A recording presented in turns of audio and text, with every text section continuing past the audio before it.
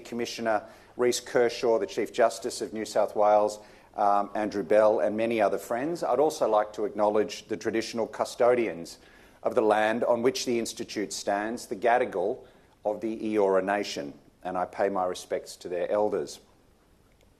Ladies and gentlemen, the Lowy Institute has always been interested in the connections between politics, security and economics. And in recent years, these connections have quickened. A global pandemic shut down international travel and seized up the machinery of globalisation.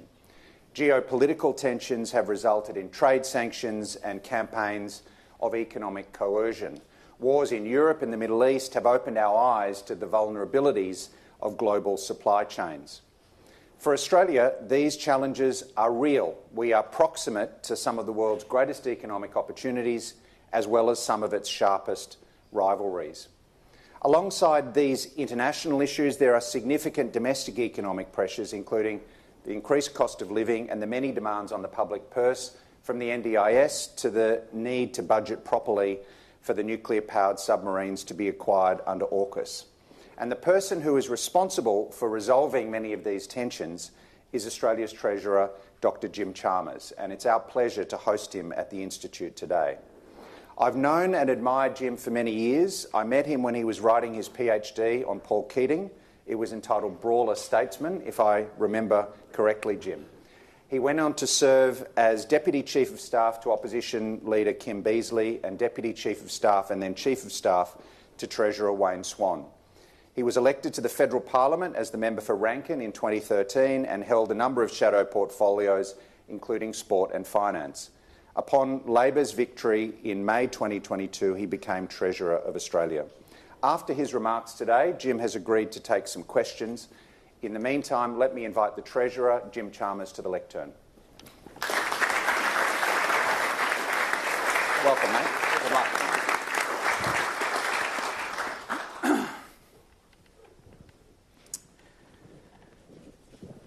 Good afternoon, everyone. For tens of thousands of years, the Gadigal people cared for the country we meet on today, and we acknowledge their elders, customs, traditions, and all First Nations people who are here. Michael, thank you.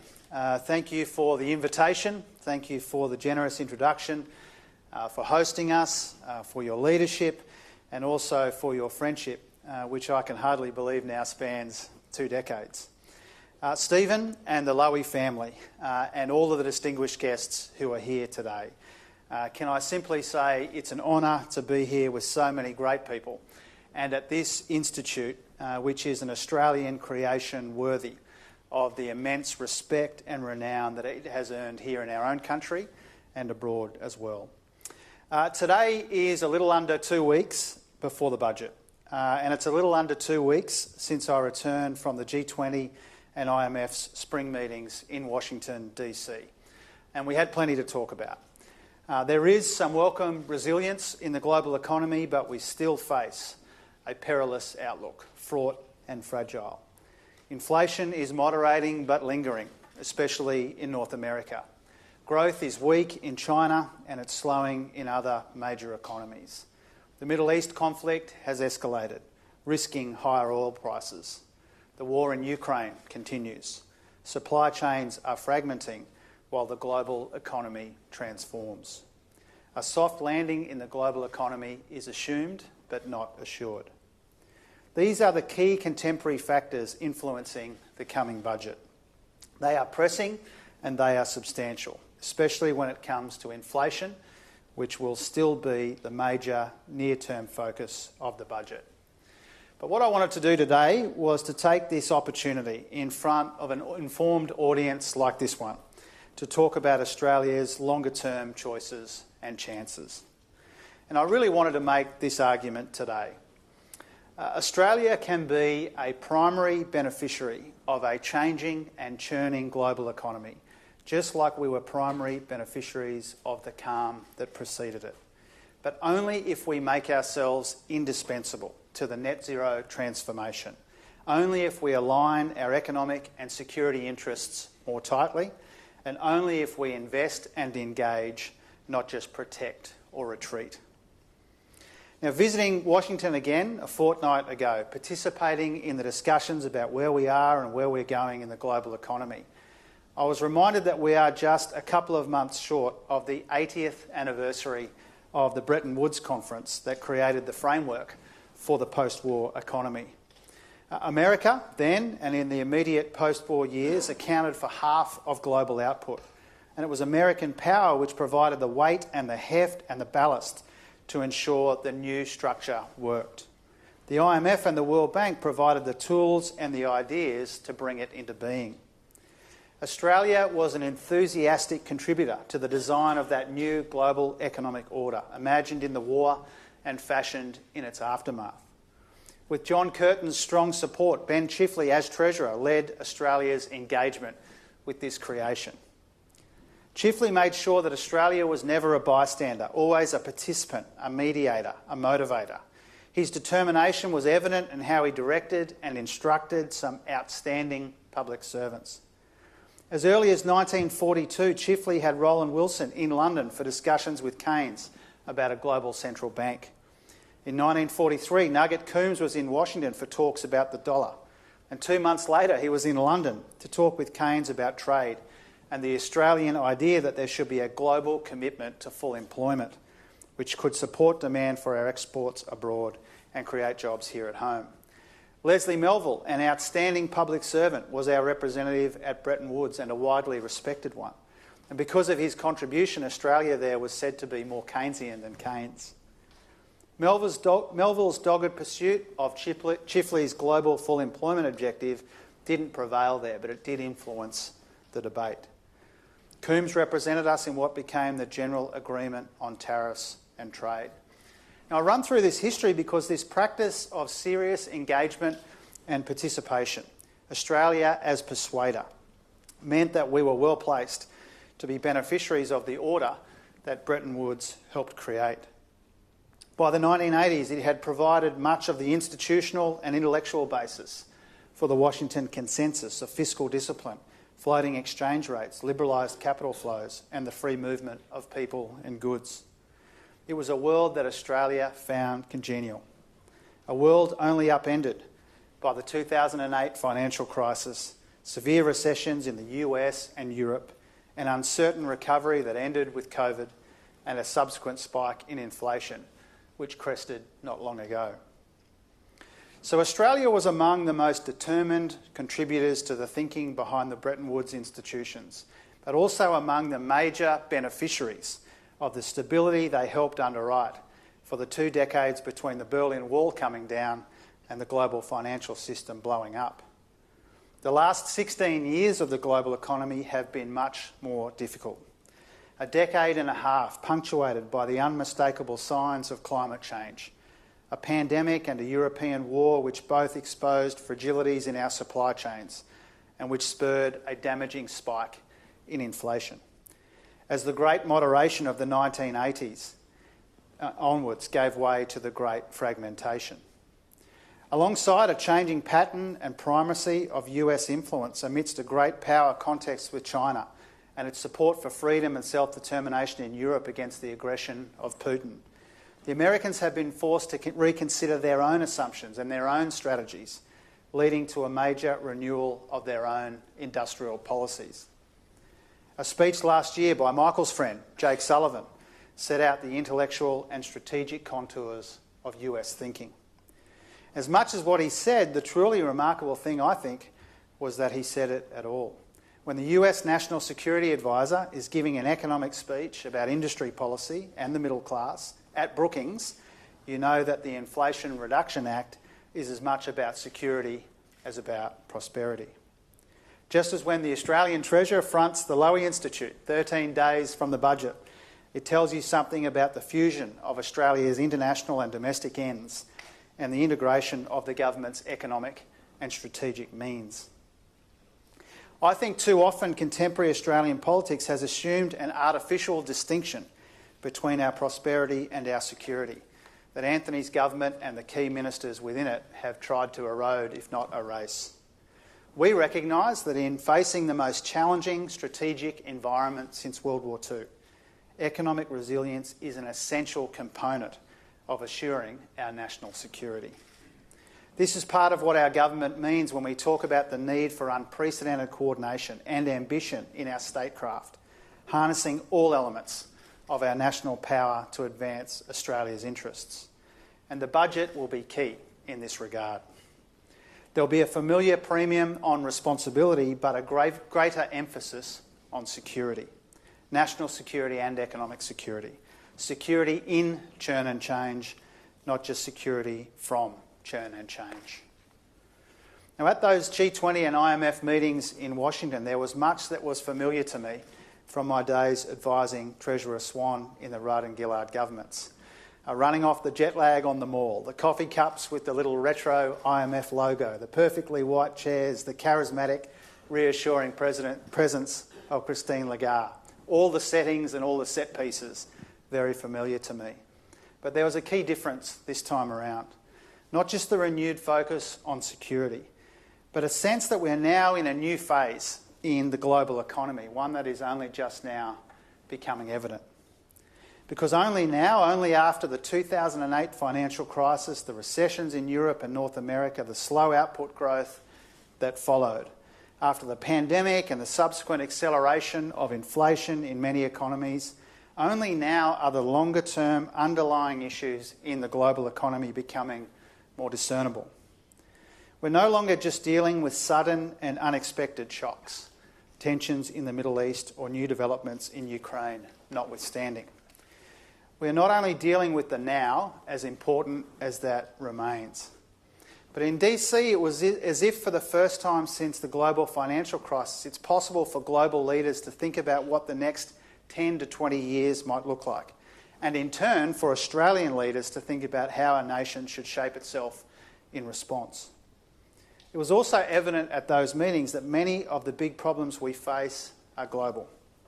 I'm talking here about climate change, but not only about climate change. Fragmentation of markets is another, limiting our choices. There are some other unfavourable trends. Global growth will be harder to come by. Populations are declining in major economies like China and Japan and Korea. And this decline could be offset by faster growth in productivity, but in most economies, productivity growth has slowed over the last few decades. And there's been a stupendous increase in industrial subsidies, particularly among the major economic powers. So the environment that we face today and in the decade ahead is vastly different. Heightened geostrategic competition, an international system under continuous pressure, demographic change, greater risk of major supply shocks to supply chains, and a restructuring of global trade from the net zero transformation. All of these changes require us to be engaged in the world and in our region by designing new markets and modernising old ones so that we can sustain growth and lift living standards, and advocating for the interests of the Pacific, particularly when it comes to capital flows and climate resilience. But we also do need to think or rethink how we act at home. The scale of subsidies in the three major global economies, of course, dwarfs anything that Australia can offer, which is why we need to be strict and smart. We can't replicate or retrofit the approaches underway elsewhere, but it would be preposterously self-defeating to leave our policies unchanged in the face of all of this industry policy taking shape and taking hold around us. Your recent guest at the Lowy lecture at the end of last year, Fareed Zakaria, has done a characteristically compelling job in his book, The Age of Revolutions, setting out four of these key big changes in economics, technology, identity and geopolitics. And our own intergenerational report details 5 big trends and transitions, from younger to older, from globalisation to fragmentation, from IT to AI, from hydrocarbons to renewables, and from an old industrial base to a new one. Amidst all of this change, we have to be clear-eyed about where our comparative advantages and national interest imperatives lie, working proactively with our trading partners to get the most efficient and secure supply to market, and recognising and responding to the way our societies and our economies are changing and how the pace of that change is accelerating. Now, in this world of churn and change, I back our chances and I like our choices. And where it matters most and where our response will be the most determinative and transformative is in how we manage changes to the composition of our industrial base and our economy in the context of the net zero transformation. That's because our biggest opportunities as a country lie at the intersection of industry, energy, resources, human capital, and our ability to attract and deploy investment. Our goals here are really clear: to be among the primary beneficiaries of churn and change, to prosper from that change, not just protect ourselves from it, to align our national security and our economic security interests, to deliver a new generation of growth which we recognise will be different to the last one, to make Australia a renewable energy superpower and an indispensable part of the global net zero economy. And that's what a future made in Australia is all about: powering the future, not manufacturing the past, to modernise and strengthen our economy in a world built with cleaner and cheaper energy, to maximise our genuine advantages, geological, meteorological, geographical and geopolitical, to determine rigorously and pursue robustly our most compelling imperatives, both economic and strategic, to project, not protect, to engage and invest, not retreat, to incentivise private investment, not just replace it, and all while recognising our constraints. Our medium-sized open economy and small population means we don't have the internal markets to insulate ourselves from the world in ways that others can, even if we wanted to. Traded goods and services are almost half of our GDP, compared with the US at closer to a quarter. And more than 70% of traded products are produced with supply chains that cut across multiple countries. So a future made in Australia doesn't mean a future made alone. It will take an outward focus. Yes, securing our own supply chains, but also plugging into the supply chains of our region. But we also need to recognise that some global markets have not yet caught up to the big global shifts that we are facing. There is no global policy architecture in place for the net zero transformation. There are no global markets capable of fully pricing in the risks associated with a more unstable geopolitical landscape. Which means in the face of today's transitions and global uncertainties, we don't yet have the right price signals to drive the private investment that we need. It's why I've been advocating for better designed markets at the G20 to better differentiate and reward resources which are produced at higher standards. Where markets don't yet exist or in their early stages, there can be a case for targeted temporary support to crowd in private investment, especially in industries that meet strict criteria. For us, this rigour will be imposed by the Future Made in Australia Act that the Prime Minister flagged last month. And today I wanted to sketch out the framework that will help underpin that legislation. We will set 5 tests on where we act and how. First, is the industry one where we can be competitive and more productive? Second, does it contribute to an orderly path to net zero? Third, can it build the capabilities of our people and especially our regions? Fourth, will it improve Australia's national security and economic resilience? And fifth, does it recognise the key role of the private sector and deliver genuine value for money for government?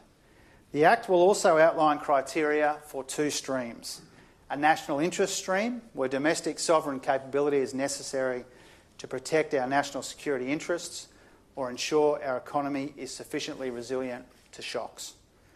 This will have a focus only on the most critical risks to avoid a costly mindset of trying to eliminate all risk. And a net zero transformation stream where industry support carbonisation and there is a reasonable prospect of a self-sustaining comparative advantage.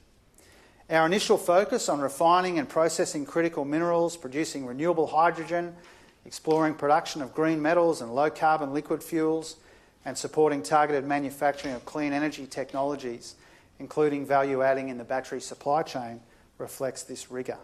And critical technologies like quantum computing are essential here as well. From batteries to biopharmaceuticals, from solar capture to AI, the leap forward offered by quantum computing could also be a leap forward in our ambition to make a future here in Australia.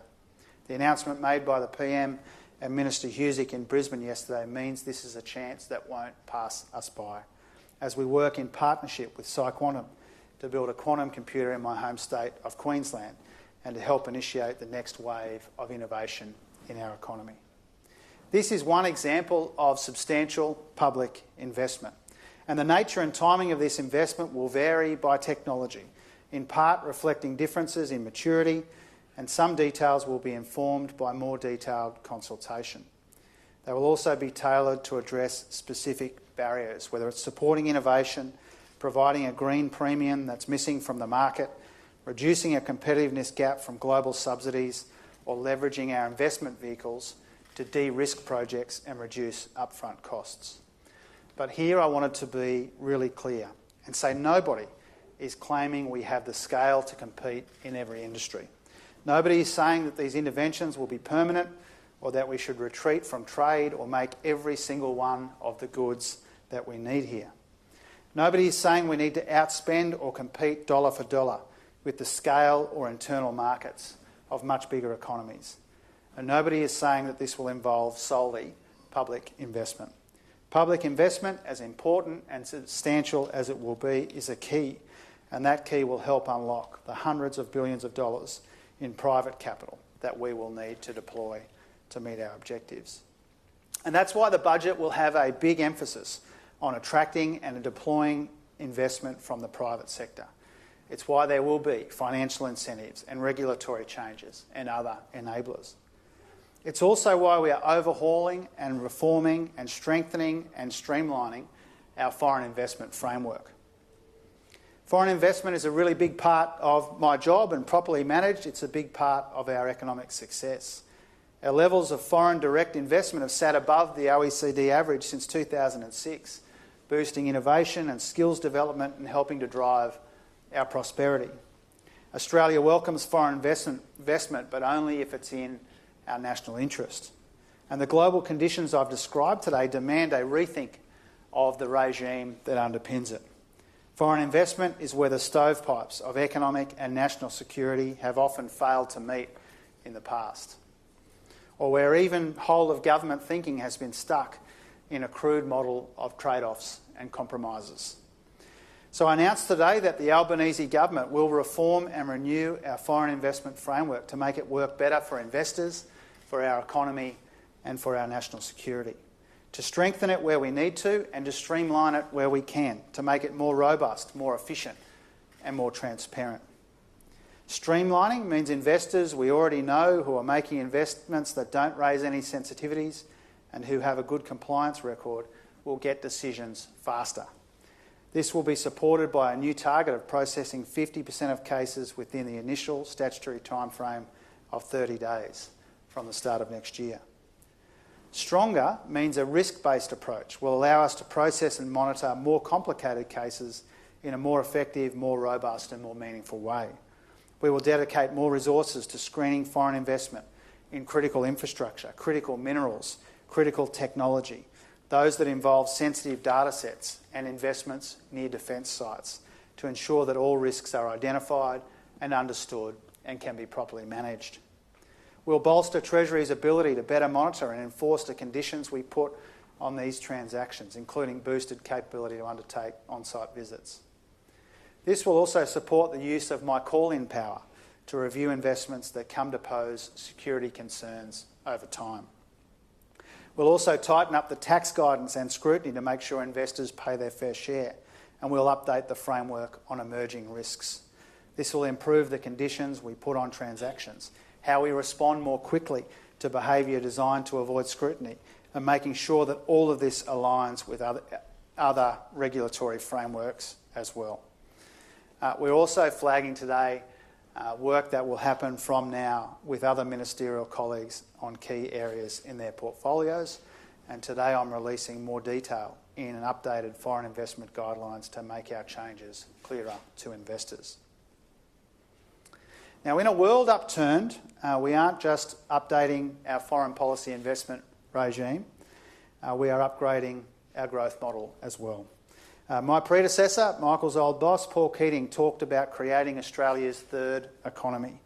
What we do now in these years ahead of us can and must create its fourth, with a combination of heavy industries and the care economy, a combination of technology and human capital, and a combination of new opportunities in cleaner and cheaper energy and traditional strengths. Recognising that the challenge of our time is not to resist change, but to make our people its primary beneficiaries. Again, I think Zakaria captures it best when he wrote that we aren't choosing here between markets and the state. We are choosing between the push and pull of the past and the future. And I say respectfully to our critics that this is the point that they sometimes miss.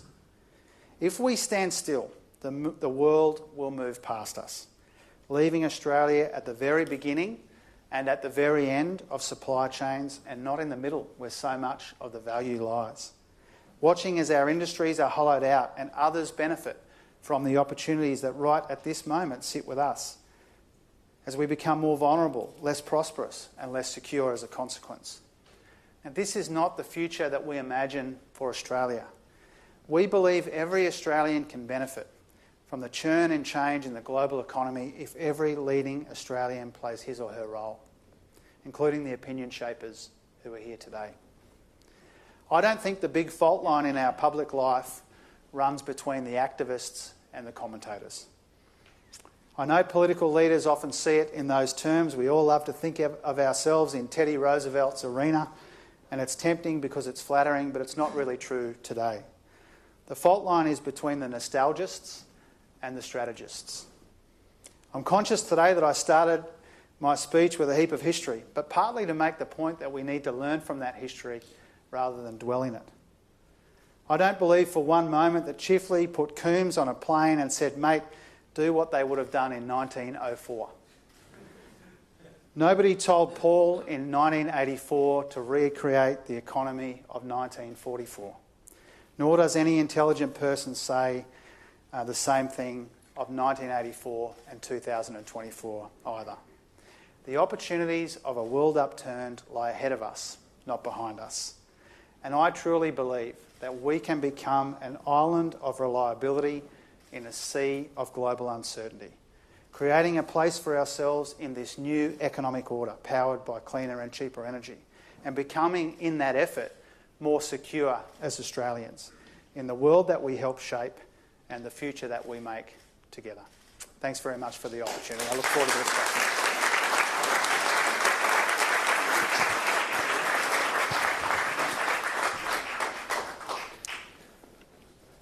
Jim, thank you. Thank you for very thoughtful and important remarks.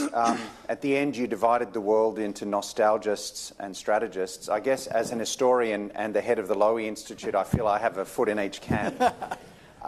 Thank you for making news today, which is something we always encourage our speakers to do. And thank you for agreeing to take our questions. I've got a bunch of questions, and if I have time, I'm going to go to one or two questions from the audience too. Let me start with the foreign investment changes that you set out today. It's a significant tightening of foreign investment rules in what you call more complicated cases involving, as you laid out, critical infrastructure, minerals, tech, data, and near defence sites. It occurs to me that given the importance of foreign investment to Australia over the years, and given you're the senior economic minister in the government, you would only be instituting this kind of change if you had serious concerns about the security implications of these kinds of complicated investments. And you've sat in the Cabinet now for 2 years, you've sat on the NSC for 2 years. So tell us, how has this affected, how has this changed your thinking about the vulnerabilities that foreign investment can create?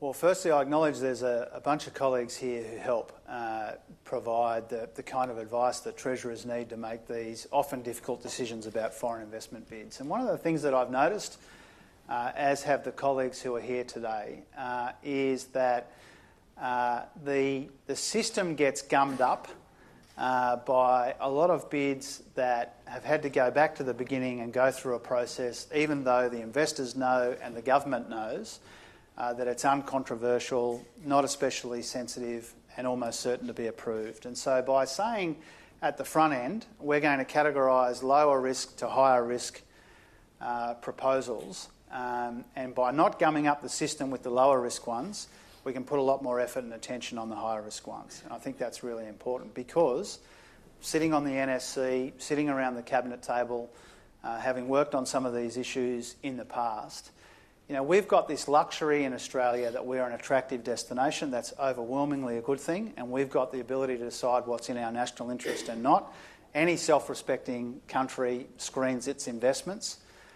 And so we've got the ability to say much more clearer, much more robustly, that there are some investments in some of these critical industries where the supply chain is at risk, that we are going to take a much tighter, much stronger, more robust view of it. And for me, by clearing up the non-sensitive part of the regime, it means we can devote our time and our energy and resources to the difficult ones. And part of that means making sure that people comply with decisions that have already been taken, whether by me or by Treasurer Frydenberg or his predecessors.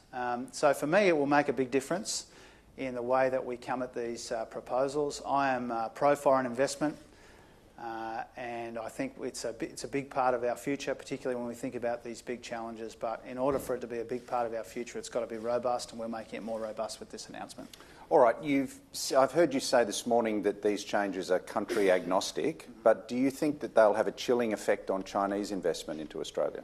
I wouldn't have thought so, and on earlier occasions where the regime has been changed or tightened up, including, to his credit, by Josh, when he introduced an element of retrospectivity to the system, we didn't see a chilling of investment from one part of the world or another.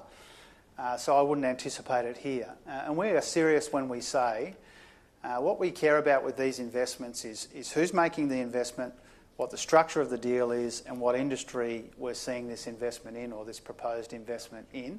And that applies equally to different parts of the world. Obviously, we take a firmer view of state-owned enterprises, but China is not the only part of the world that has state-owned enterprises. But our approach is non-discriminatory and it's not country-specific. And so I wouldn't expect there to be a reaction from China or from any other part of the world. All right, let me ask you about the announcements that you made today and in previous days about the deployment of public money to build sovereign capability and also to support decarbonisation. And you set out helpfully, I think, the 5 tests about when the government should act. As you point out, you're swimming with the stream here in a way. The US and China, there's been, I think, what you called a stupendous increase in subsidies. But economic dries would say, look, just because they're doing something that's not intelligent economically doesn't mean that we should do it. And they would say government is not good at deciding which industries and firms can be competitive in the long term without government support. That who knows, how would we know whether this quantum computing firm or that quantum computing firm is on the right track or the wrong track? So why are you confident that these investments will deliver value for money in the long term? And also, let's say you pick some winners, how do you let go of the losers over time when they're on the public tap? I understand that the sorts of things the Prime Minister and I have been talking about in recent weeks are contested, as they should be. We are talking about substantial public investment in the future of our economy and effectively a new growth model for our economy. And I understand and appreciate and expect that will be contested. People will hold that up to the light. There will be a public debate about that, which I welcome. But I don't think anybody looking objectively at how the world is changing and assessing in a hard-headed way what Australia's role in that world is can come to any other sensible conclusion that we need to do things differently. And what I've tried to resist, and the reason I don't use the language you used at the end of your question and won't repeat it now about winners and losers, is because I don't see this as some kind of throwback to how things were done in the past. You know, you started this conversation today talking about being a historian and a strategist with a foot in both camps. I think it's possible to understand the past, but not obsess about it, not live there permanently. And so I don't see what we're proposing now as being some kind of throwback to how things used to be done. That's why I said it's not about manufacturing the past, it's about powering the future. The big difference is the way the world is moving and the way that the primary opportunity in the new global economy is the net zero transformation. And to that, we bring the most extraordinary advantages, geological, geopolitical, meteorological, the ones that I ran through. And so I think, even if you're someone like me who has not been seen as especially interventionist in the way that I come at our challenges at the economy, I think that there is a really compelling case. But having come to that conclusion, the responsibility on all of us, but I think especially on me and our cabinet, is to make sure we get value for money, and that's why I want to legislate these very rigorous tests. All right, you mentioned decarbonisation. Let me ask you about climate change and Chinese technology, if I can, because some commentators say there's a tension between security imperatives and moving as quickly as we can to deal with climate change, that we can use cheap technology from China to decarbonise as quickly as possible, but of course that gives China more leverage in our economy. Or we can choose to decarbonise more slowly by using more expensive homegrown technology. Is that a tension, do you think? And how do we resolve that tension? Well, I think in foreign policy and in budgeting and in all of the enterprises that people here are involved in policing and all kinds of different ways, our job is to strike a series of fine balances. I think that's the case here. You know, we can recognise that we can be beneficiaries of cheaper technology produced in other parts of the world at the same time as we realise we've got a role to play in making those supply chains more robust. And the reason why the kind of central organising principle of my speech today was we were the big beneficiaries of calm and consensus, and now we can be big beneficiaries of churn and change, is because as the world, other players in the world are looking around at their supply chains, they're trying to work out how do they make them more reliable, and we've got a huge role to play there. You know, we're one of the best positioned countries when it comes to people reorganising and rethinking their supply chains because we are reliable, we are stable, we have a great resources base, a great human capital base. We're an attractive destination for investment, as we've been talking about. And so in that world, we can strike a balance between being a beneficiary of the way that costs come down with scale and production around the world, at the same time as we play an important role in these supply chains, which is helping make them more diverse. And if you think about the big lessons that the world learned during COVID, was that their supply chains weren't resilient or robust enough, they were too risky. And I think Australia has a role to play in de-risking some of those supply chains. I'm going to take one or two very quick questions if people will keep their questions brief. So please put up your hand. And I see Peter Harcher right at the back, so I'll take a question from Peter, first of all. Thanks, Michael. Jim, I'd like to... well, you've asked us all in this room to join you in moving from nostalgia to strategy and to help shape the climate of opinion, as you've already said. But when you talk about the role of the state and public subsidies, you are turning 40 years of established thinking and ideology and policy in Australia on its head. So you've said that you will need to be strict and smart in how those subsidies are applied. Can I ask you two elements of that? Just quickly, Peter. Yeah, one is to follow up on your question, Michael. Michael asked you, how will you judge when to cut loose a public investment that is failing? And the second part of that is, will you apply hurdle rates of return? What tests of economic or commercial success will you apply on these very large investments you've only just started to announce? $1 billion here, $1 billion there, and pretty soon you're talking about real money. Yeah. As the saying goes. Thanks, Peter. I think what you'll see in the budget is that we're not relying exclusively on one mechanism or another, that it will be a combination of incentives in the tax system, upfront grants for innovation, economy-wide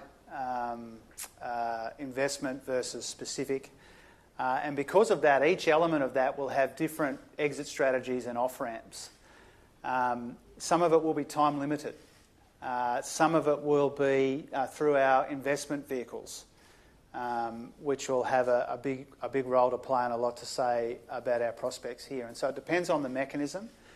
But certainly, as we've gone about the hard work of putting together this package, we have recognised that sometimes we need to build in exit strategies. And I know that the appointment I made to the head of the PC, her comments have attracted a lot of attention. But I agree with some of the things that Danielle Wood was saying about making sure we've got those off-ramps and making sure we've got that value for money. And what you'll see in the budget package in 13 days' time is the different mechanisms have got different ways that we are imposing that value for money. I'll take one more question. I saw this gentleman here with his hand up in the middle of the room. That's Peter from The Guardian. Yeah, thank you, Treasurer. Michael, Peter Hannon from The Guardian. Let's assume next week there is a surplus in a similar line to last year's budget surplus, and therefore on the cash balance the budget is neutral. If you have mounting off-budget funds supporting the future made in Australia, how do you ensure that that doesn't add to demand in the economy and make the Reserve Bank's task harder? And look, just on the question of... I'm going to limit you to one. Sorry, Peter. Thanks, Peter. On the first part of your question, don't expect if there is a surplus, don't expect it to be of the magnitude of the last one, first point. But your broader point, the reason we're trying to still land a surplus, and we won't know for a little while yet whether we've been able to achieve that. But the reason we're going for that is not as an end in itself, but because we think running a tight ship on the budget is an important way of putting downward pressure on inflation. So that's the first part of it. Your question about the investment vehicles and demand in the economy, the most important thing to recognise there is all of this investment won't hit the economy at once and at the front end. Now, we're talking about a longer-term plan, and one of the challenges in this budget, which we have embraced in our thinking as we've put it together, is we've got this nearer-term primary focus on inflation, getting the budget in better shape, provide a cost-of-living help that takes the edge off inflation rather than add to it. That's our primary near-term focus. But we've tried not to let that come at the expense of a longer-term plan for growth in our economy, laying the foundations for growth. And that's why the budget effectively has three parts.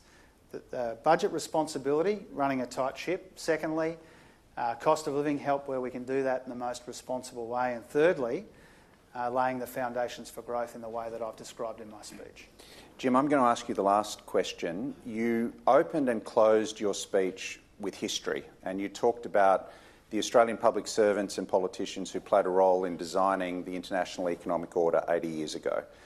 But as you noted, 80 years ago, the US was responsible for half of all global output. So it was relatively easy, in a way, for the victors to decide on what the settlement would be. And it's not a coincidence that Bretton Woods is in New Hampshire. These days, the United States produces a quarter of global output, and China's not far behind with a fifth. And of course, there's a contest between those two countries, and a lot of people believe those economies should decouple from each other. So does that great power contest make international economic reform these days impossible? And if it is possible, how would you like to see Australia shift the international economic order? If Australia can be the persuaders, what should we try to persuade the world about when it comes to reforming the international economic order? Well, one of the things I think we've noticed, and we see it at the pointy end at the moment with the nickel market, is that the global economy and markets in the global economy have not completely caught up with the net zero transformation, the net zero opportunity. And so when I'm talking with my colleagues at these meetings in DC or before that in Brazil, one of our priorities has been to say, how do we make sure we can design a market that rewards people that will help us get to net zero faster? And you know, that is a contested space because there's a lot of cheap resources at the moment flooding the market and distorting global markets, but I think that's one of the necessary things that needs to happen. More broadly about decoupling and this bifurcation that you talk about, obviously that would not be good for the global economy and not good for Australia, but we need to recognise that we don't have all of the agency in that, and so we need to work out how do we position ourselves to be beneficiaries of that rather than victims of that. And again, And the reason I'm optimistic about the future of our economy is because I think we are well placed in a world that is fragmenting and potentially bifurcating. We have the kind of human capital base and resources base and energy opportunity that makes us very compelling in this world of churn and change that I'm describing. And that's why, I started the speech with some history, but also running through all of the things that are coming at us from around the world. But we've also got a lot of things going for us. And what I hope the budget will do is recognise all of these challenges, recognise all of these difficulties, including what's happening in the world, but try to convey to the Australians outside of this room that I like our chances. We've got a lot of reasons to be optimistic. Yes, things are a bit choppy right now, but the way that the global economy is unfolding, Australia has a lot going for us in that context. And our job as leaders in government, but also in all of the fields represented here, is to position ourselves to be beneficiaries rather than victims of all that change. Ladies and gentlemen, we're out of time. Jim, thank you for taking time to address the Institute today. Thanks for taking our questions. I said I sympathise with both the nostalgists and the strategists. I also sympathise with those who are charged with making the big calls on behalf of Australia. So I wish you well in the lead up to the budget and beyond. Ladies and gentlemen, the Treasurer. Thank you. That's right.